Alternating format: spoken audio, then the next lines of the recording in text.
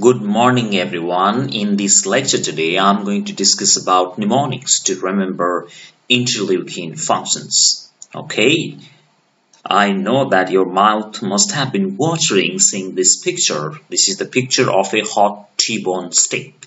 And the mnemonics to remember interleukin functions is also hot T-bone steak. I only want you to focus on the letter alphabets written in capital.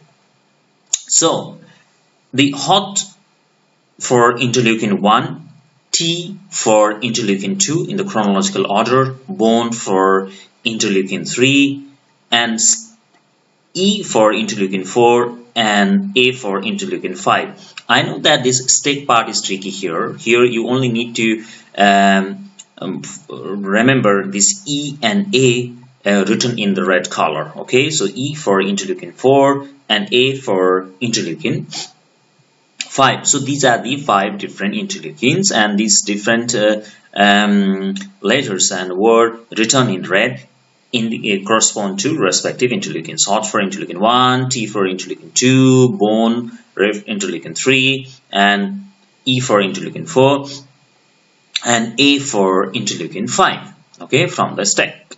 Okay, so what is happening? So interleukin 1, hot.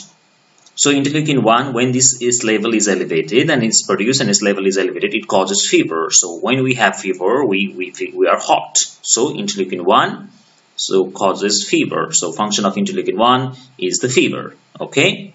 So interleukin 2. Interleukin 2 corresponds to T here. So interleukin 2 is actually T cell stimulator. Okay. When interleukin 2 is produced, it stimulates T cell production. Okay. T cell stimulator. Okay, interleukin 2, T, so referring to T cell stimulation. Okay, and then interleukin 3. Interleukin 3 corresponds to bone, so interleukin 3 actually is a bone marrow stimulator. It stimulates the production of bone marrow.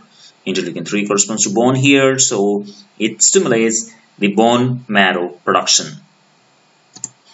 Interleukin 4 corresponds to E here, and IgE antibody, I focus on E, so interleukin 4 stimulates the production of IgE from IgG, and actually it is also involved in B cell growth, which our mnemonic doesn't cover. Okay, so interleukin 4, have a look here, so it's E, E corresponds to interleukin 4, so which means interleukin 4 is involved in IgE antibody production from IgG and also beta cell growth.